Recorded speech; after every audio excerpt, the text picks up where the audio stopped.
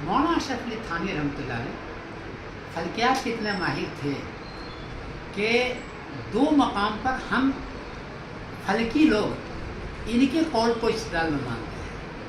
پہلی بات ہے کہ امداد الفتح میں لکھا ہوا ہے کہ 22 ڈگری لیفٹ اور 22 ڈگری رائٹ، دائیں اور بائیں اگر ہو جائے، قبلہ کا رخ ہو جائے دائیں بائیں، مسجد کا رخ ہو جائے، تو انہوں نے فرمایا جائز ہے.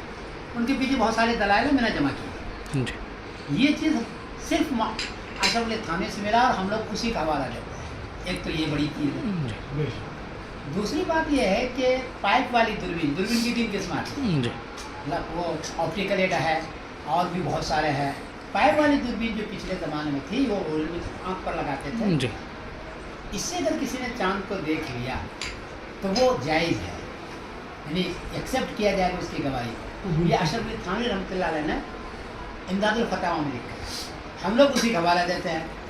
یہ دونوں چیزیں بہت اہم ہیں، دونوں چیزیں بہت اہم. البتہ ابھی لیٹسٹ ٹیکنالوجی چونکہ ہے اور موبائل پر چلا جاتا ہے تو ایسا لگتا ہے کہ شاید جھوٹ بولا ہو.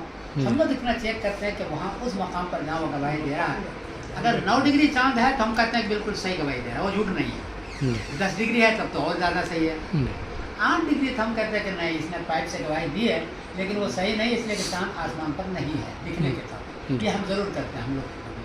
لیکن اشرف علی تھانوی رحمۃ اللہ علیہ کا یہ چیز ہے. تیسری بات عرض کر دوں کہ میں ثمرۃ العقائد لکھی، 350 عقیدے ہیں. ہر عقیدے کے لیے 10 آیت 10 حدیث سیٹ کی ہے. قول صحابی قول تابعی نہیں لیا.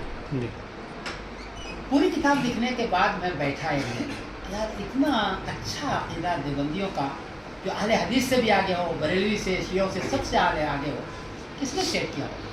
افراط نہیں، تفریط نہیں، سیٹ کس نے کیا ہوگا؟ تو ذہن میں 3 ہی بات آئی. یا تو اشرف علی تھانوی رحمۃ اللہ علیہ نے کیا ہوگا، یہ بہت ماہر ہیں ہر اعتبار سے، بہت بڑی علم ہے ان کے پاس الحمدللہ. یا پھر رشید احمد گنگوئی نے کیا ہوگا، یا پھر خلیل احمد امبیٹوی نے کیا ہوگا. اس لیے کہ انہوں نے المحنت کا وہ انہوں نے جواب دیا، کیونکہ یہ انہوں نے جواب دیا تھا تو وہ سارا یہ 3 آدمی کر دیا. لیکن زیادہ جو میرا دماغ میں ابھی آ رہا ہے، دل میں آ رہا ہے کہ مولانا اشرف علی تھانوی ہونا چاہیے، اس لیے کہ ان کی تحقیق بہت زیادہ ہے، ان کی کتابیں سے بہت زیادہ ہے، میں اس کا متاثر. پھر یہ کتاب جو ثمرۃ العقائد ہے، جو لکھی میں نے اپنے علماء دیوبند کے لیے اور بتایا کہ سب سے بہتر عقیدہ پوری دنیا کے اندر کس کا؟ علماء دیوبند ہیں. تو پھر یہ کہا کہ اب یہ کتاب پھر بیروت میں چھپی ہے، ابھی بتلاؤں گا میں. بیروت میں چھپی ہے کیونکہ ان کے پاس بھی اتنا نہیں ہے. یہ اتنی بڑی کتاب لکھی گئی ہے. علم غیب پر 55 آیت لایا ہوں، نور بشر پر 36 آیت، اختیاری کل پر 28 آیت، صرف آیت کی آیت گھر مارا ہے، اور حاضر ناظر پر بھی 28 آیتیں ہیں. لوگ 1-2 آیتیں لاتے ہیں اور پتہ نہیں کیا کر جاتے ہیں، مطلب یہ ہو سکتا ہے کرتے ہیں اور جزی بحث کرتے ہیں. میں نے نہیں کیا ایسا، صرف آیت الحدیث. پوری کتاب لکھ کے خوش ہو جاؤ. او علماء دیوبند تو خوش ہو جاؤ. ایک برطانیہ کا رہنے والا ایک آدمی سرد ملک میں اتنی گرمی دکھلا رہا ہے، کتاب لکھ کے پوری دنیا کی اہل دیوبند کو آگے بڑھائے. ایک بات اور عرض کرتا چلا جاؤں. اشرف علی تھانوی رحمۃ اللہ نے ایک بات کہی تھی، 5ویں بات عرض کر رہا ہوں. اپنے بھانجے علاؤ سنن والے، کیا نام ہے؟ علامہ ظفر احمد تھانوی. ان کو یہ کہا تھا کہ ہماری کتاب پر احادیث سیٹ نہیں ہے، واقعی نہیں ہے. مقصود میں نہیں ہے، جامع صغیر میں نہیں ہے، جامع کبیر میں نہیں ہے، ہدایہ میں نہیں ہے، قدوری میں نہیں ہے، کسی میں بھی نہیں ہے. تو ان کا تھا کہ حدیث سیٹ ہونی چاہیے. انہوں نے ظفر احمد عثمانی رحمۃ اللہ علیہ کو کہا تھا. وہ پاکستان جا کر کے علاؤ سنن لکھی، لیکن اس زمانے میں یہ 2 کتاب تیار نہیں تھی. مصنف ابن شہبہ اور مصنف عبدالرزاق، یہ مخطوطات تھی، چھپ کر کے نہیں آئی تھی. تو حضرت کام تو بہت بڑھ گیا، لیکن چونکہ مصنف ابن شہبہ مصنف عبدالرزاق نہیں تھے تو بہت سارے حوالے جو بعد میں آئے وہ نہیں لے سکے. انہوں نے یہ سارے حوالے محلہ بالآثار سے لیا، سارے حوالے لیا مجموع الزوائد سے، وہ اس وقت ملتی تھی، وہاں سے لیا. پھر یہ کہ ان کو یہ پتہ نہیں چلا کہ کون سی حدیث ہے، کون سی قول صحابی ہے، کون سے قول تابعی، نہیں پتہ چلا. میرا جب زمانہ آیا تو ساری کتابیں انٹرنیٹ پر آ چکی ہے.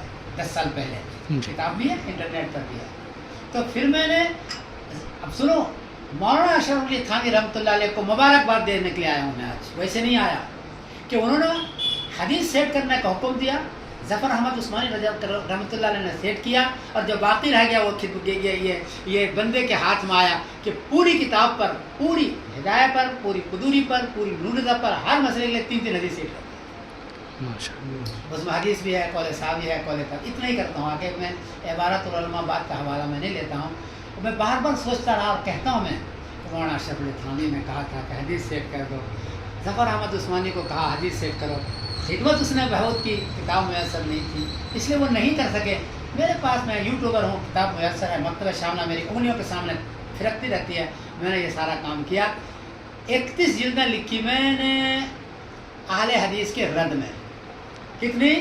31 جی، اور ہر میں یہ کیا کہ ہر مسئلے کے لیے حدیث، قول صحابی، قول تابعی، آیت، حدیث، قول صحابی، قول تابعی، یہ کیا۔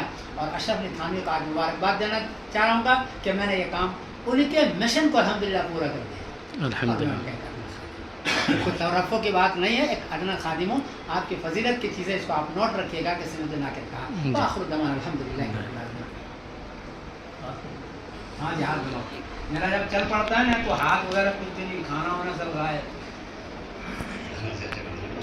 مولانا یہ اصل چیز ہے، ہمیں علماء کو بتانا چاہیے، میں پورے ہندوستان میں لوگوں